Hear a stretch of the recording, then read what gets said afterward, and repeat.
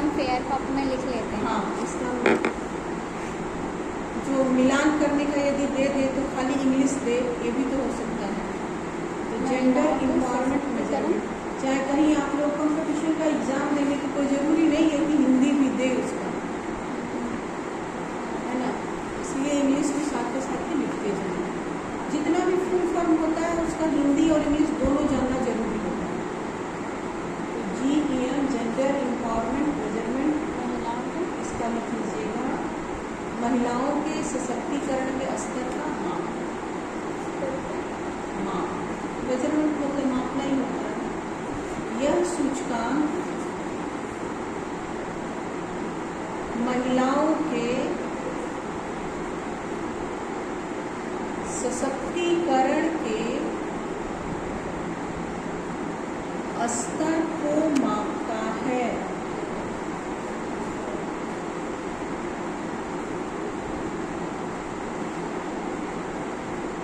इसका मुख्य उद्देश्य यह जानना है कि किसी देश में महिलाओं को राजनीतिक, आर्थिक, निर्णय लेने की कितनी शक्ति प्राप्त है।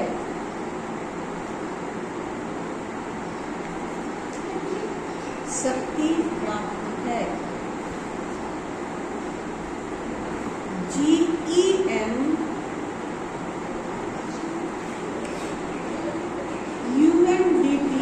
UNDP का फुल फॉर्म तो जानते हैं।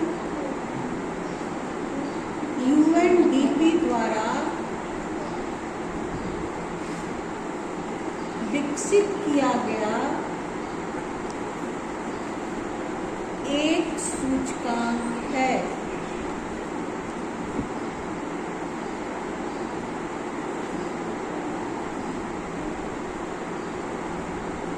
GEM का मुख्य उद्देश्य है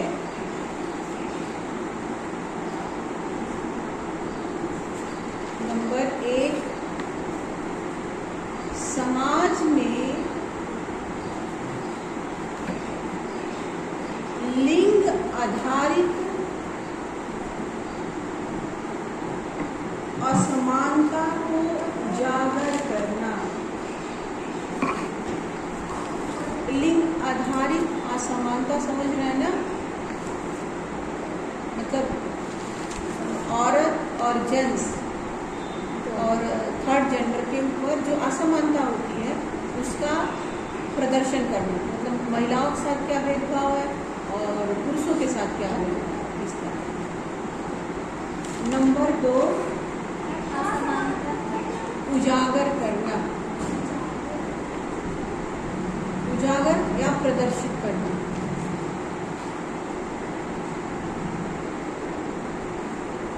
महिलाओं को राजनीतिक, नंबर 2 है, महिलाओं को राजनीतिक और आर्थिक भागीदारी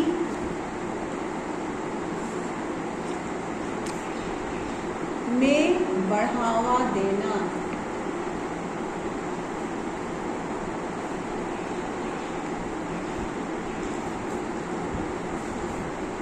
नंबर 3,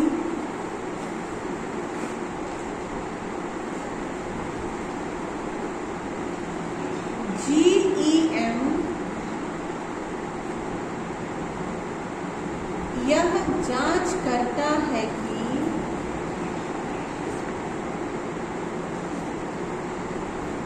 महिलाओं को निर्णय लेने के पदों पर कितना स्थान मिलता है। निर्णय लेने के पदों पर कितना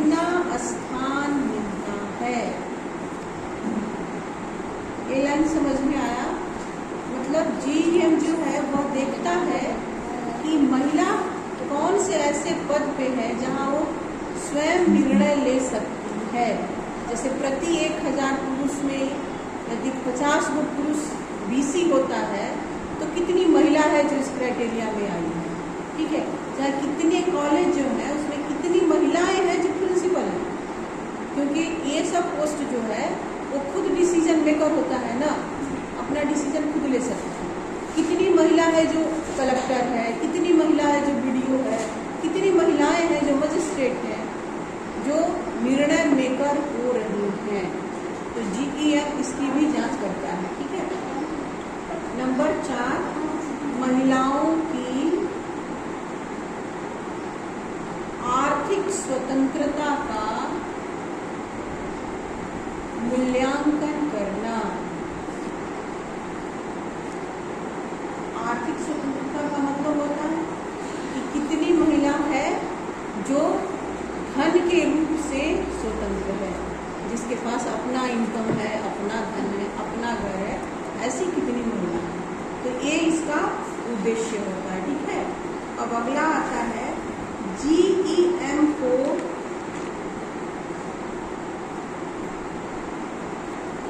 प्रभावित करने वाले घटक।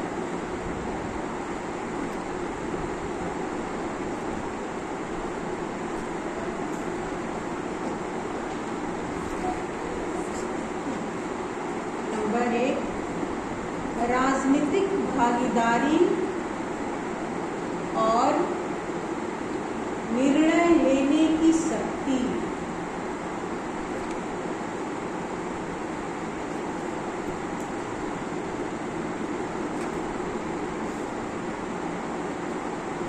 इसके अंतर राजनीतिक भागीदारी और निर्णय लेने की शक्ति,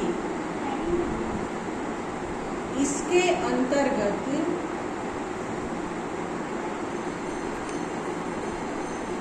यह देखा जाता है कि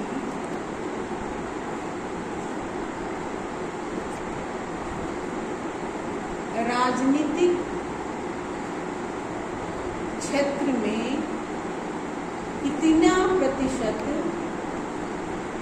महिलाओं का योगदान है।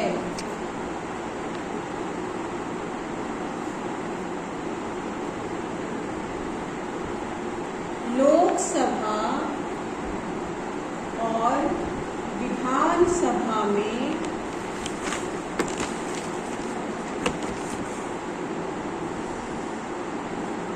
चुनाव के लिए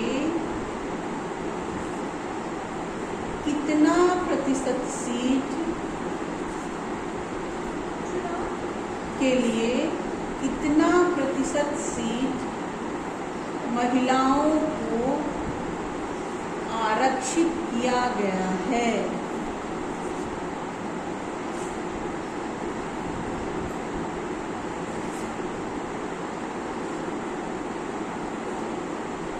तथा देश के अंदर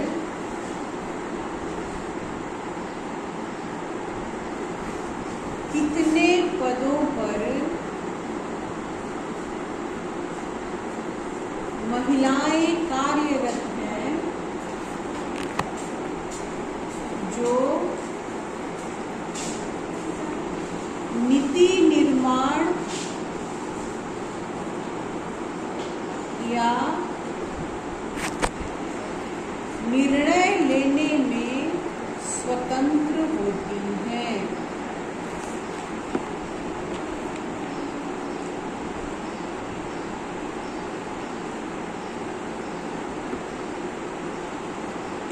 नंबर 2, आर्थिक भागीदारी।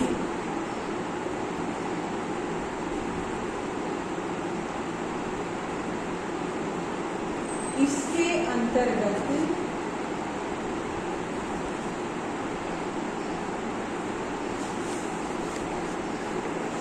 नौकरी और तकनीकी क्षेत्र में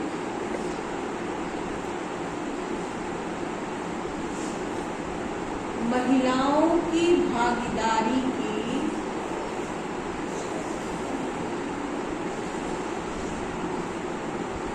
गणना की जाती है।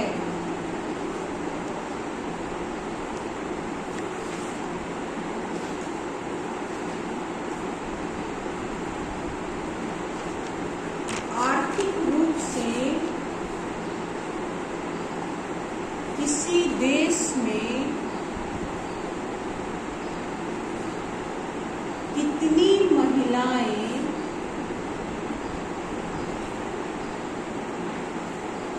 स्वतंत्र हैं और देश के आर्थिक विकास में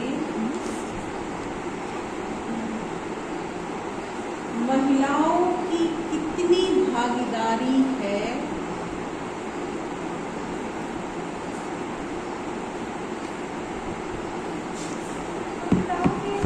महिलाओं की कितनी भागीदारी है,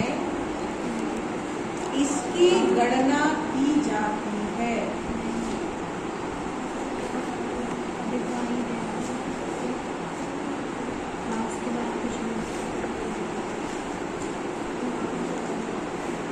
नंबर 3, आर्थिक संसाधनों पर अधिकार।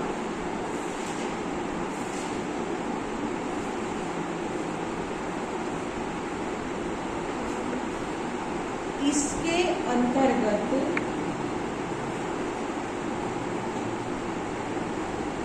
महिला की कमाई की तुलना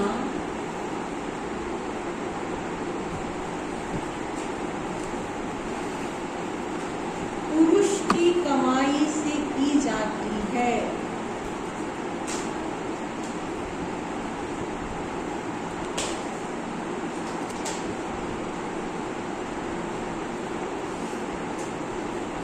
और किसी भी क्षेत्र में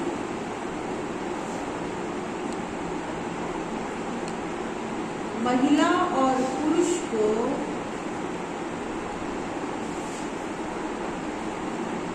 बराबर नौकरी का अधिकार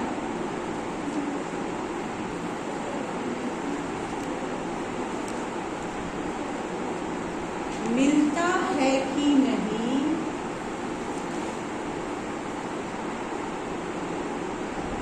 इसकी गणना भी की जाती है।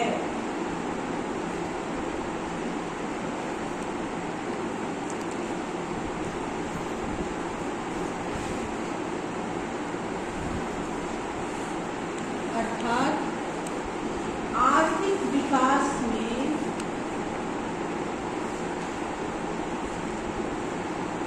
महिला पुरुष के बराबर है या नहीं,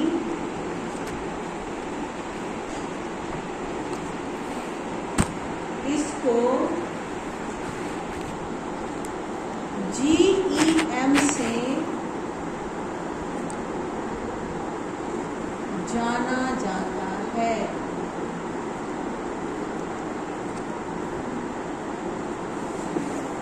अब आगे लिखेगा GEM का महत्व।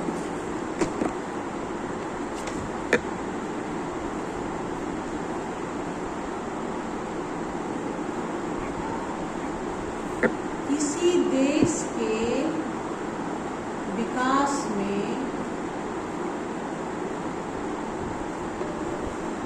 महिला और पुरुष का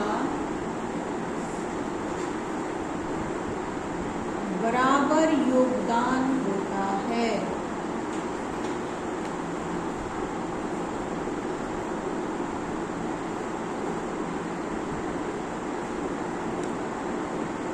GEM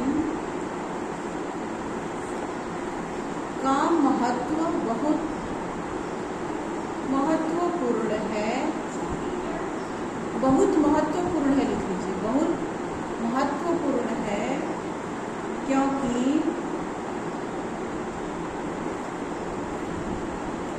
इससे यह पता चलता है कि किसी देश की महिला किसी देश की महिला कितनी सशक्त है।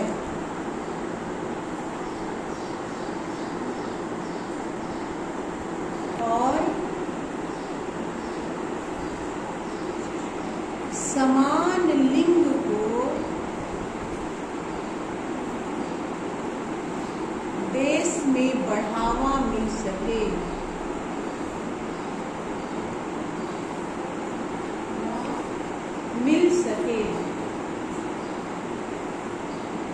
देश में महिलाओं को सामाजिक, आर्थिक तथा राजनीतिक अधिकार और स्वतंत्रता प्राप्त हो, इसके लिए GEM महत्वपूर्ण भूमिका निभाता है।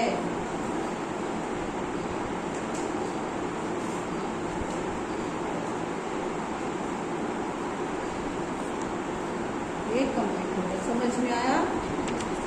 मतलब महिलाओं को राजनीतिक, सामाजिक और आर्थिक अधिकार मिले और उसकी स्वतंत्रता भी मिले, ऐसा GEM का प्रयास होता है। ये एक इंडेक्स है जो UNDP के द्वारा चलाया जाता है, किसी भी देश में चलाया जाता है कि महिला कितनी सुरक्षित है और कितना उसको सामाजिक अधिकार मिला हुआ है।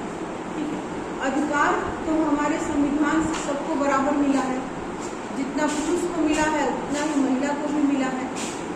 लेकिन हम लोग अपने समाज में देखते हैं कि जितना अधिकार पुरुष को है उतना ही अधिकार महिला को मिला है ना। अम्बेडकर जी का संविधान में लिखा हुआ है, जितना पुरुष को अधिकार मिलेगा उतना ही महिलाओं। जब सबको मौलिक अधिकार बराबर मिला है, सब संविधान से बराबर है, लेकिन हमारे समाज में ऐसा होता है जितना पुरुष निर्णय ले सकता है उतना महिला ले सकती है। तो जो GEM है इसका मुख्य कार्य यही है कि महिलाओं को स्वतंत्र बनाना, आत्मनिर्भर बनाना, ताकि वो विकास में सहयोग कर सके। ऐसा नहीं है कि कोई महिला यदि नौकरी करती है तो देश के विकास में कंट्रीब्यूशन नहीं कर रही है कि नहीं। जो सेविंग करती है वो भी, जो गृहिणी है वो भी, वो हर तरह से देश के डेवलपमेंट के लिए काम कर रही है, योगदान दे रही है, लेकिन उस योगदान की गणना नहीं होती है। तो GEM का मानना है कि ऐसा क्यों कि उस महिला के कार्य को, उसके अधिकार को, उसकी गणना नहीं की जाती। इसी पे ये काम करता है। ठीक है, प्रत्येक देश में काम करता है और ऐसा नहीं कि खाली भारत में ये स्थिति है, बहुत सारे देश ऐसे हैं जहाँ इससे भी खराब स्थिति है। तो ये एक जागरूकता अभियान है संयुक्त राष्ट्र के तरफ से महिलाओं के विकास में। समझ में आता है? अब अगला टॉपिक क्या है? PQLI। इसका फुल फॉर्म PQLI का full form physical quality of life index. ठीक है, हिंदी क्या है? भौतिक जीवन गुणवत्ता सूचकांक।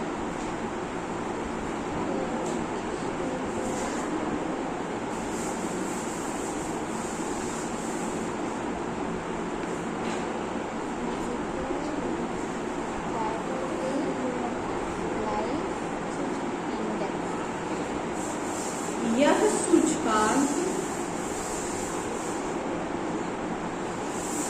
किसी देश या क्षेत्र में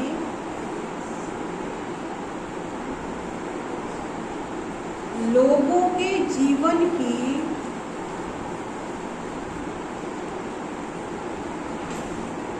गुणवत्ता को मापने के लिए बनाया गया है।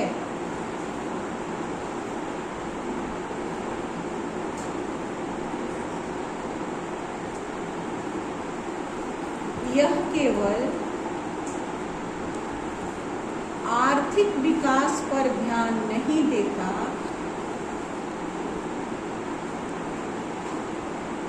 बल्कि आम लोगों को स्वास्थ्य,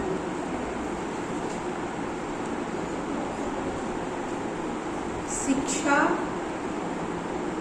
और जीवन स्तर के मामले में क्या सुविधाएं हैं, उसकी भी गणना करता है।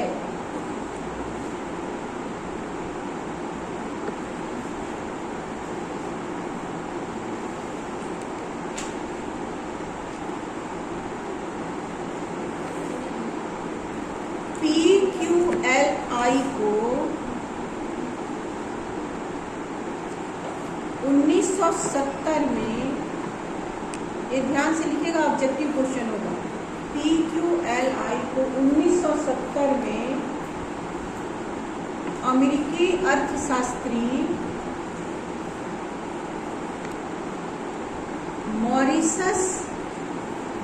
मॉरिसस ने विकसित किया था। मॉरिसस, MORRIS, मॉरिसस, RRIS, बिंदु दीजिएगा, फिर कैपिटल D बनाइएगा, फिर बिंदु दीजिएगा, फिर मॉरिसस, MORRIS, मॉरिसस, मॉरिसस ने विकसित किया था। इसका मुख्य उद्देश्य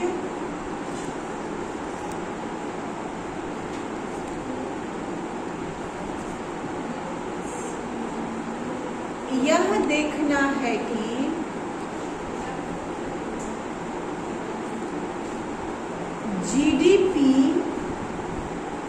जीडीपी या प्रति व्यक्ति आय के आधार पर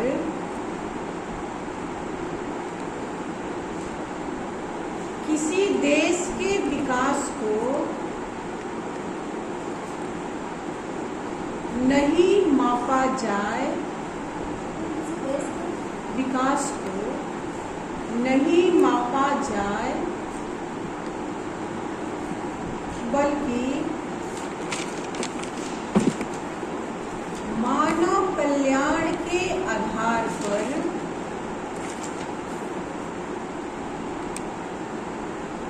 किसी देश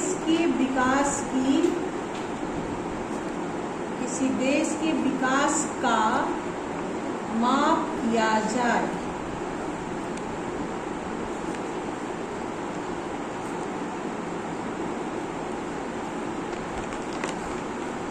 पैराग्राफ चेंज करके लिखिएगा। PQLI में मुख्य घटक शामिल होते हैं।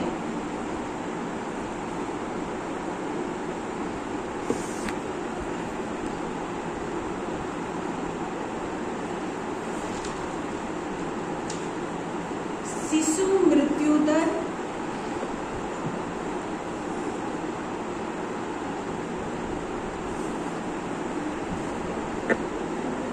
मुख्य घटक शामिल होते हैं। नंबर 1 में लिखिएगा शिशु मृत्यु दर, नंबर 2 लिखिएगा बेहतर स्वास्थ्य सुविधाओं का निर्माण, बेहतर स्वास्थ्य सुविधाओं का निर्माण,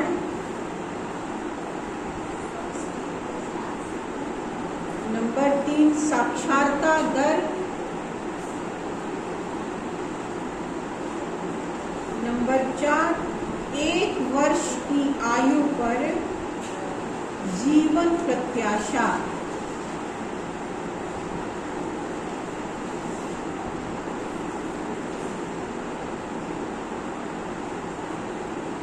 पैराग्राफ चेंज कर दीजिए। PQLI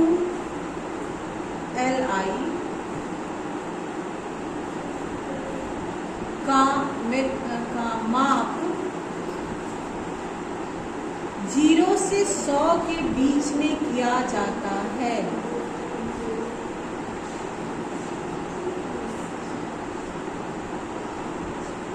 0 = सबसे खराब स्थिति लिख लीजिए, 0 इज इक्वल टू सबसे खराब स्थिति और 100 इज इक्वल टू सबसे अच्छी स्थिति।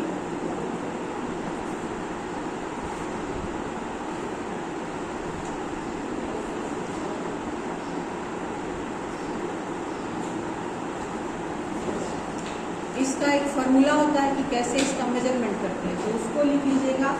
फाइनल PQLI स्कोरिंग, मतलब उसकी गणना किस तरीके से की जाती है, ठीक है। शिशु मृत्यु दर, इसको ना सर्कल बना के ब्रैकेट में बंद कर दीजिएगा। शिशु मृत्यु दर प्लस साक्षरता दर प्लस जीवन प्रत्याशा दर, इस फॉर्मूला से निकाला जाता है और गणना किया जाता है कि 0 से नीचे आ रहा है कि 100 से 100 होगा, ठीक है। तो 0 के बराबर है तो सबसे खराब स्थिति है, माने सब जोड़ने में 0 हो गया तो सबसे बराबर है, खराब है। यदि 100 तक आ गया है, 0 से अधिक, 0 से 100 के बीच में है तो बेहतर होगा, 100 आ गया तो सबसे अच्छा स्थिति है। अब लिखिएगा PQLI की कुछ विशेषताएं हैं जो निम्नलिखित हैं।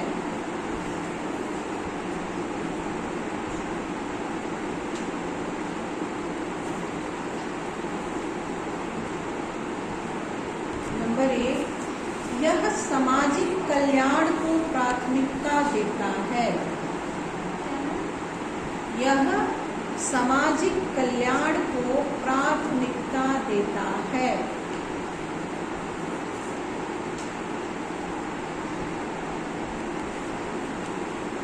PQLI का, इसका एक्सप्लेन कीजिएगा। PQLI का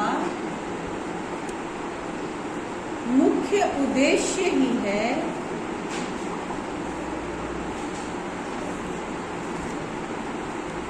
व्यक्ति का सामाजिक कल्याण को विकसित करना।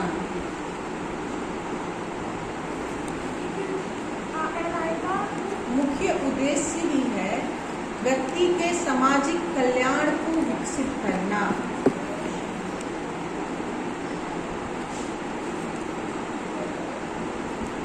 सामाजिक कल्याण के अंतर्गत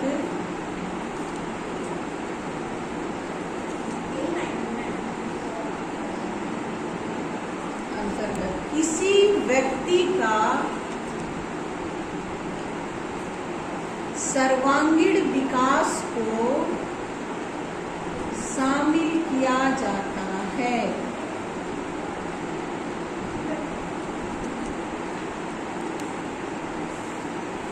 अर्थात बेहतर शिक्षा, बेहतर स्वास्थ्य और बेहतर आर्थिक जीवन शैली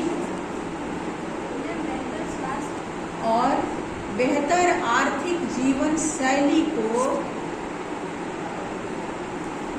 सामाजिक कल्याण के रूप में शामिल किया जाता है।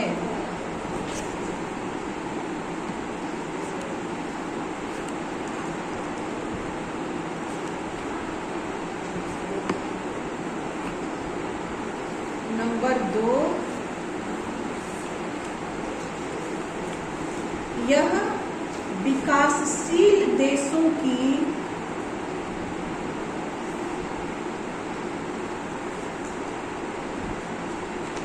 तुलना करने के लिए बनाया गया है।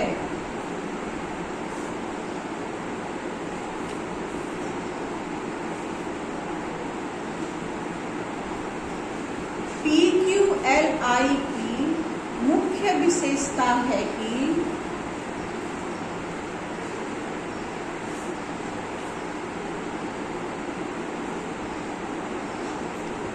यह विकासशील देशों में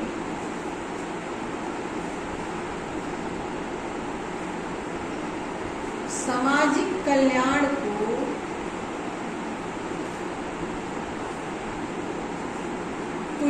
तुलनात्मक रूप से विकसित करता है।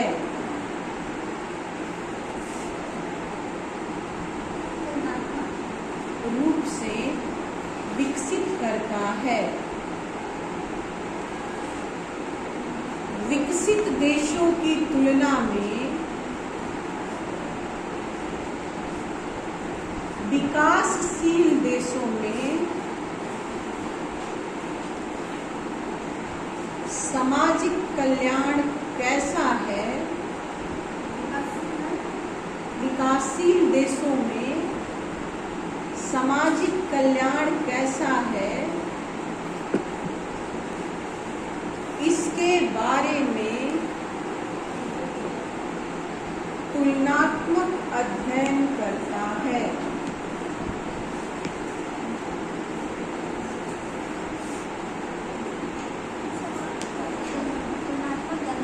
तुलनात्मक अध्ययन करता है।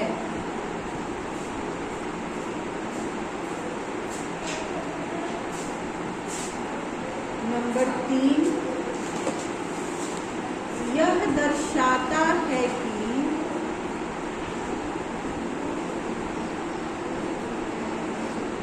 जनता की बुनियादी जरूरतें कितनी पूरी हो रही हैं।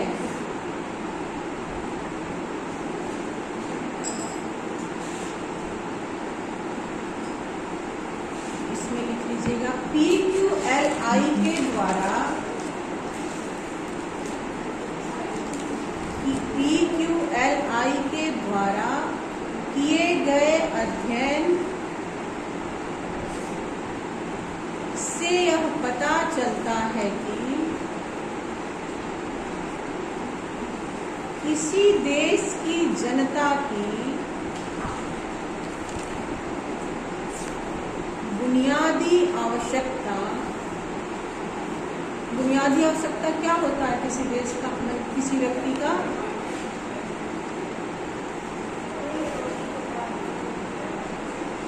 बुनियादी आवश्यकता रोटी, कपड़ा और मकान पूरा हो रहा है कि नहीं, और इसके लिए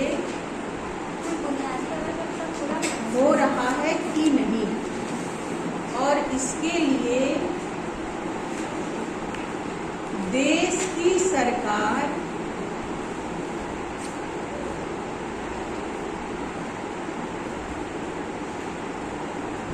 क्या कार्य या निर्णय ले रही है।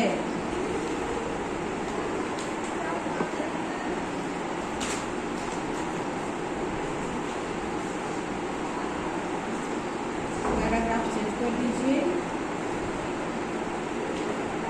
PQLI का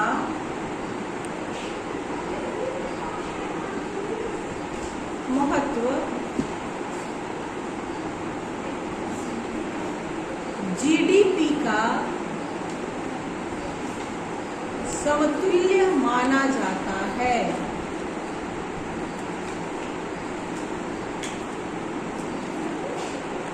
क्योंकि PQLI भी यह बताता है कि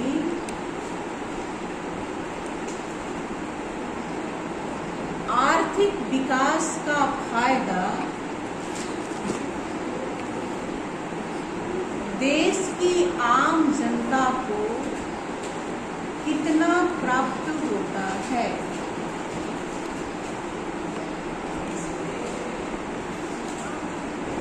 तथा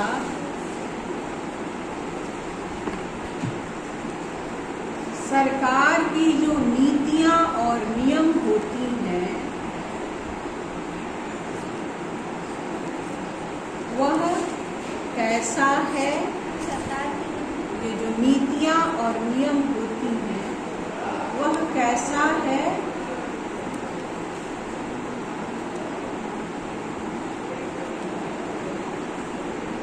शिक्षा और स्वास्थ्य के ऊपर सरकार द्वारा कितना निवेश किया जाता है।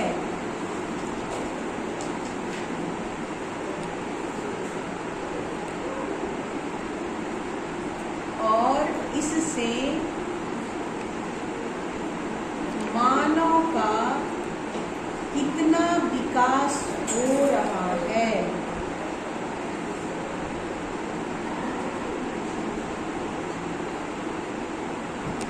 इस प्रकार PQLI किसी देश के विकासशील देश के आर्थिक विकास में महत्वपूर्ण योगदान देता है।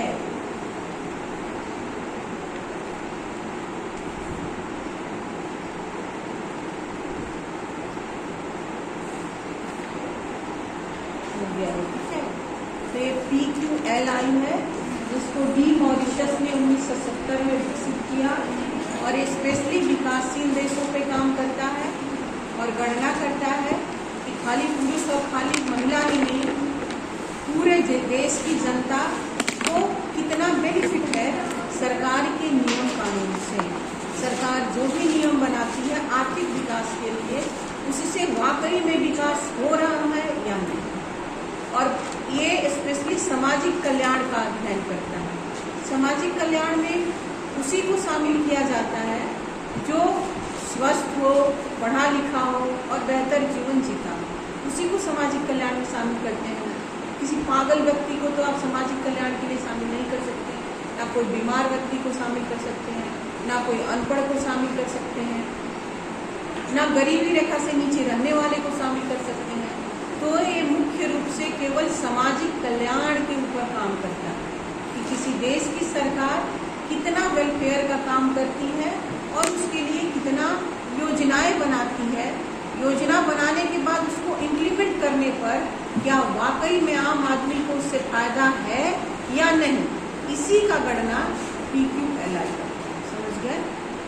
हो गया। तो ये दोनों टॉपिक आप लोगों का 4 टॉपिक था, चारों ठीक है। तो इसमें और कोई डाउट हो तो आप पूछिएगा। ये इकोनॉमिक ग्रोथ का हिस्सा है स्टार्टिंग का, इसीलिए इसमें पढ़ाया जा रहा है। ठीक है कि महिला के विकास से भी आर्थिक विकास होता है, सामाजिक कल्याण से भी आर्थिक विकास होता है, ह्यूमन इंडेक्स से भी आर्थिक विकास होता है और जेंडर डिफरेंस से भी आर्थिक विकास होता है। जेंडर डिफरेंस में समझते ही है कि कोई महिला यदि देश के लिए कोई काम कर रही है तो उसको शामिल नहीं किया जाएगा ना, वो भी तो आर्थिक विकास में है। अब देश की राष्ट्रपति इंदिरा गांधी थी तो आर्थिक विकास का काम हुआ था कि नहीं? उनके समय में कितना अच्छा सब काम हुआ। हाँ, तो महिलाओं का आर्थिक विकास में योगदान भी इकोनॉमिक डेवलपमेंट में हिस्सा होता है। इसीलिए इन चारों चीज़ों को ग्रोथ एंड डेवलपमेंट में शामिल